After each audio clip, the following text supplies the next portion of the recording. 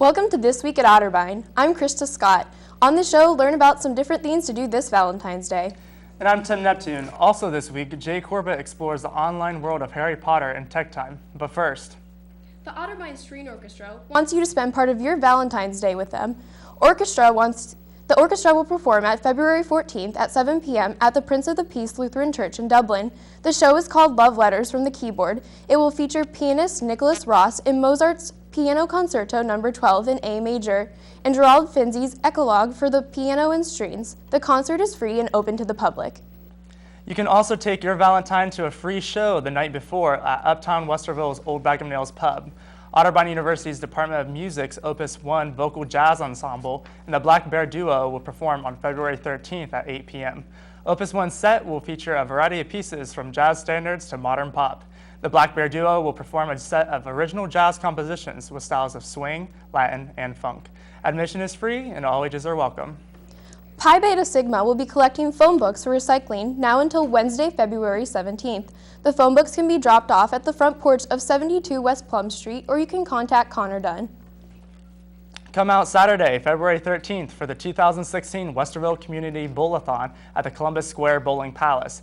Presented by the Westerville Symphony, Westerville Education Foundation, and Westerville Scholarship Foundation, this family-friendly event is a primary fundraiser for the 3 nonprofit organizations that serve students in Westerville City Schools. Adults and children are encouraged to register as individuals or as teams of 5.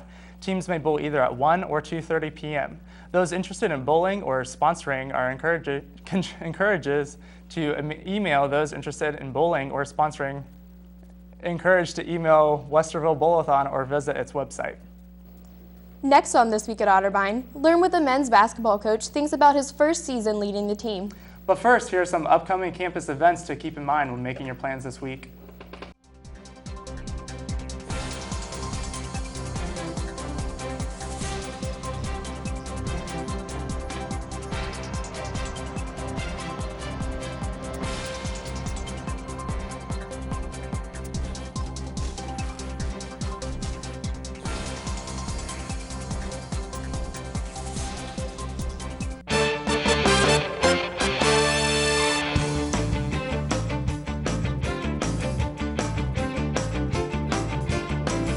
Different types of games for the Otterbein men's basketball team this week. On Saturday, the Cardinals defeated Muskingum by a score of 76-75.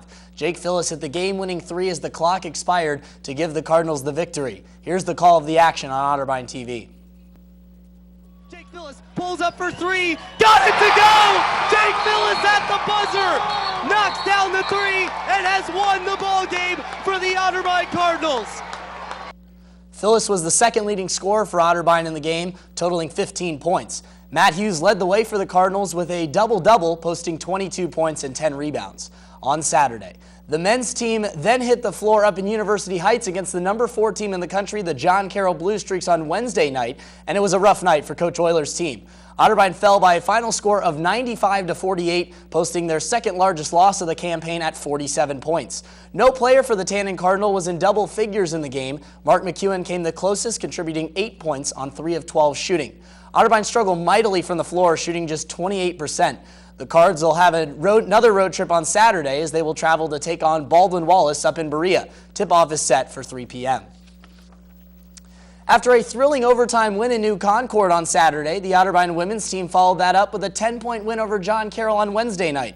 The Cards defeated the Blue Streaks 75-65. Abby Maduri was the leading scorer, adding 19 points in the game. However, the big story was Amariah Huck. Huck achieved her 1,000th point in her career. She now sits in 17th place all-time in Otterbein history, only a few points behind her former teammate Hannah Day. The Cards will next take to the Reich Center Court on Saturday as the Yellow Jackets of Baldwin Wallace come to town in the final home game of the season. Otterbein TV will have full coverage of the game, and tip-off will be at 3 p.m. as well.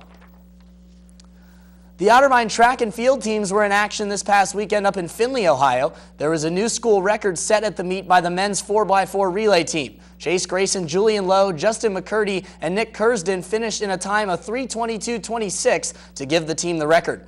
Trevor Dilley and Ian Kellogg took home the titles in the 1,000 and 3,000 meter run respectively. On the women's side, Taylor Lindsay continued her dominance, winning the pole vault. Victoria Conkle won the mile run, and All-American last season Shyla Cummings was the first Division III sprinter to cross the line in the 200-meter. Both teams will next take the track at Denison this Saturday. Ever wonder what is in the mind of an Otterbein coach? This week we learn more about first-year men's basketball coach Brian Euler and what his views are on his current team and thoughts on the future. Al Williamson has more. The Otterbein Cardinals fall to 4-16 after a crushing loss last night in University Heights to John Carroll with a score of 95-48. We sit down with first-year head coach Brian Euler to see what he thinks of his current team and what his plans are for the future. Yeah, well, I think that a lot of the things that we've talked about with our team so far is that although our record isn't where we want it to be, that's how outsiders judge our success, is by the record. And it's a results-driven culture, and we understand that. But the people that do that only get to see us play 25 times a year. We're almost up to our 60th practice. I've been with these guys 6 times a week since October 15th, and I can honestly say that we have made a ton of improvement as a group since October 15th. And I think that's really how I'm judging this season, is are we better than we were at the beginning? Are we better than we were on October 15th? Are we better than we were a month ago? Are we better than we were last week? And I think that we've been able to steadily improve as the season goes on. I think there's a lot of things that there's always room for improvement with.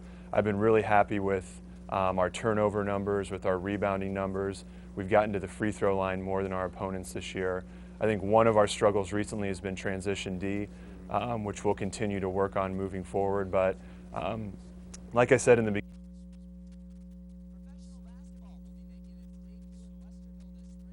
Well, the rest of the way. Yeah, go Cards.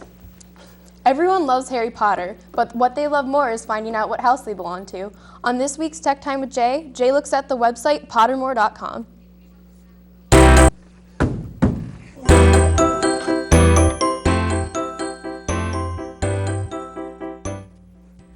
Hey guys, and welcome back to Tech Time with Jay. I'm Jay Corbett, and today we're not going to be reviewing an app, but otherwise we're going to be reviewing a website. The website is Pottermore. It is a quiz-based website that allows you to take a quiz based on Harry Potter to figure out what house you belong to. So let's take a look at Pottermore, shall we? Pottermore is the digital entertainment news and e-commerce company from J.K. Rowling, inspired by the Harry Potter books and the wider wizarding world. It was launched in 2012, and it is also the global publisher of the Harry Potter ebooks and digital audiobooks. As the digital heart of J.K. Rowling's wizarding world, Pottermore.com is dedicated to unlocking the power of imagination. It offers news, features, and articles, as well as new and previously unreleased writing by J.K. Rowling. So guys, that is Pottermore.com for you. When you go to the website, all you have to do is click on Join in the top right-hand corner, fill in your email address, and set a password for yourself. Take the quiz. The quiz is no longer than 5 minutes, and you can figure out what type of house you belong to, and you can get all the details and information about that house that's involved in the Harry Potter verse. My house is Hufflepuff, which is apparently a not well-known house. I don't know. I got to get more into the lore of Harry Potter, which I'll probably end up doing here soon. So that's Tech Time with Jay. I'm Jay Corbett. You guys have a great week.